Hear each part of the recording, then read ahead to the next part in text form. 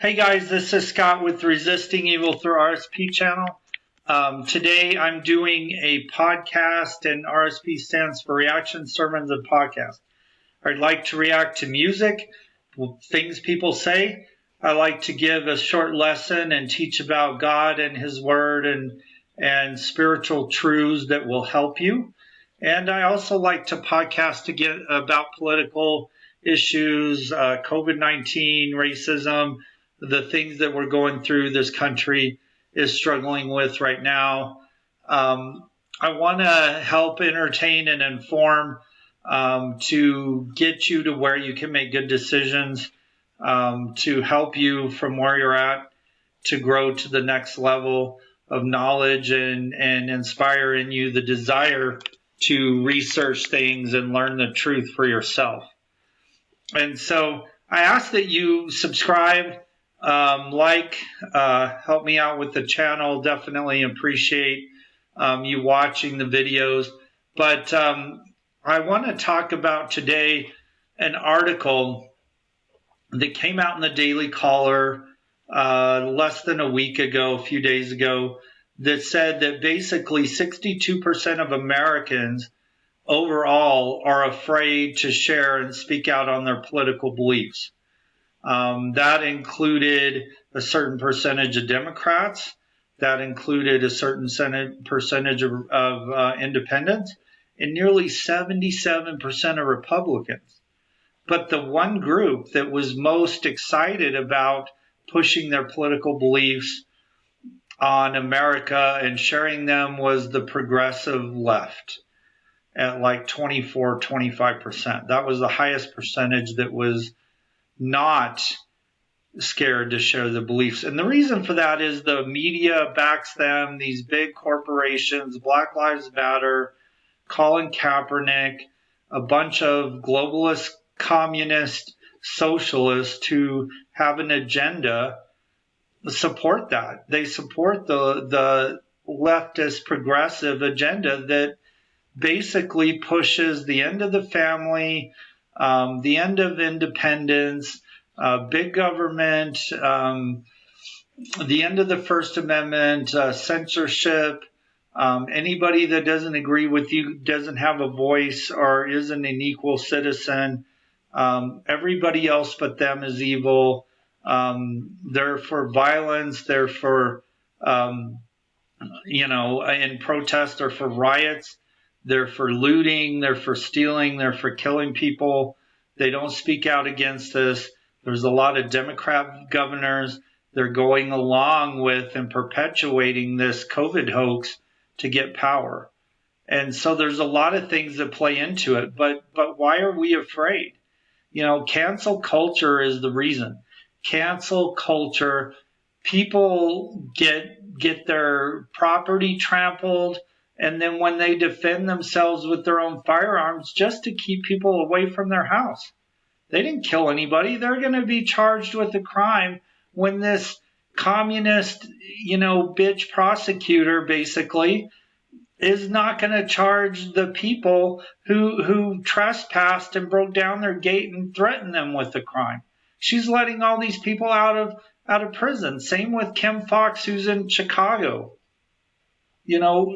There's this double standard, and these Democrats are letting chaos and violent crime reign in their cities. And Trump's tired of it. Frankly, I don't want some big federal government coming in and taking over. But in this instance, where these Democrats are letting BLM and these communist groups take over, I want the help of federal bureaucracies and federal troops, federal law enforcement. I don't call them troops, and it should be illegal to call them stormtroopers like they're Nazis, because they're not. They're deputized federal agents from all the different agencies working together to help. And I'm glad they're coming to Albuquerque. I won't be ashamed to say it at all. The feds are coming. The feds are coming. Well, Donald Trump, tell the feds to erase our governor, MLG, Tiny Tyrant B, who's using fake numbers to keep our state closed down. Now, I saw your nationwide map of hotspots and all the red, but Albuquerque, the whole state of New Mexico was clear with one tiny little, you can't even freaking see it, tiny little red dot in Bernalillo County. And a lot of those test positives are fake. I know of people who didn't test, who got in line and filled out the application and got notifications that they were positive. I know that you're taking positive tests and counting the people that they came in contact with as positive as well. This is a fake pandemic. You have no authority if there is no health crisis. And with 600 people in 6 months, you have no health crisis. The vast majority of your 17,000 positive cases are fake. And the ones that aren't are asymptomatic, and they're young, and they're going to recover at the rate of 99+%. Plus, we have good therapeutics. We don't need a vaccine that's not going to work, that needs multiple doses. Tell freaking Bill Gates that if he can't keep virus out of his software and off his computers, then why the hell are we going to trust him to keep it out of us? Especially when he's a globalist preaching population control. Are you going to trust his vaccine? He's now saying, oh, well, one shot isn't going to work. We need multiple. What the fuck? Hey, Bill Gates, take multiple shots of your vaccine, and then when it works, and then we'll expose your ass to the COVID virus up and down, all over, and see if it works. And if you test positive with COVID, then your whole vaccine is bullshit and fuck you. I'm sorry for cussing, but these are evil people doing evil shit, and 77% of Republicans are scared to speak up. Why? Because you're going to lose your job? Because somebody's going to be mean? Or you're going to risk your safety in public? That's why we have concealed carry. Go get an effing concealed carry license and freaking have a gun. People will support you. Trump will freaking pardon you. If somebody points a gun at you and you are being attacked, and they have a knife or a weapon and they're less than 10 feet away,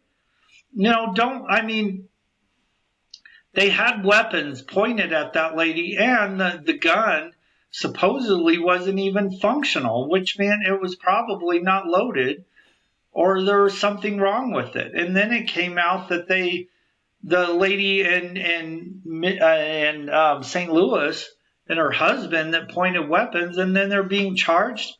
Well, they tampered with it so they could have an excuse to charge her.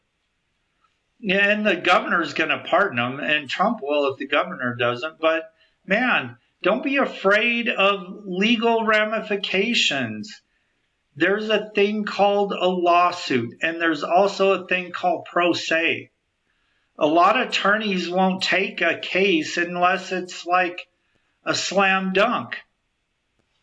But as an individual representing yourself, it costs $400 to file a lawsuit, and you'll get that back eventually. But to have it served is another $50 to $80 per individual. So you could sue 10 people, you could sue 10 organizations and have them serve for, I don't know, like $800. But you could keep all of them in court, and they have to pay professional lawyers, and it's not going to cost them a total of $900 to be in court for 5 years. But that's what it's going to cost you. After you pay, you could be in court for 5 years, and it doesn't matter. It's easy to do. You go to your courthouse's website, you look it up, you say, okay, Bernalillo, 2nd District, Bernalillo County, pro se legal forms, or legal forms civil lawsuit, boom. They give you the form right there, and you download it and replicate it on Word. And then you go to the courthouse and you file it and you pay the fee. Then you have to, create a summons that and that's on there too, that you have to have delivered to the party so they have an official notification. After that, you file a motion for summary judgment because you're right and they're wrong, and the judge should decide so without even a trial. Then you go to hearing and you plead your case. I mean, these motions and stuff, the paperwork is easy. I've done it. You can represent yourself better than any attorney can. You just, you got to put in a little legwork. You can fight this stuff. You don't have to lay down and die. Don't lay down and die. Stand up and speak up. Because we need it. I mean, they're coming for the neck in November. They're already setting it up that they're going to call the election, whether Trump wins or loses, especially if he wins. They're going to say, oh, he lost. The media will lie. They're going to try to fake the results and lie about the results and create this doubt, because there'll be all kinds of crap with several states trying to pull, mail-in voting and try to abandon the electoral college. So they're setting it up already that they're going to freaking try to, get everybody convinced that Trump lost, and they're going to just have to go in and take him out. If this happens, what are you going to do? At what point are you going to stop laying down and shut up? What point are you going to stand up and speak up? At what point? When they show up to take your guns from you? At what point? If you give up your guns, you capitulate, you're only destroying yourself and your family and everybody else. I'm not going to capitulate. I'm not going to lay down. I'm not going to give up my guns. I'm not going to put up with this. And I'm not going to shut up. And the anger from that, I'll cuss.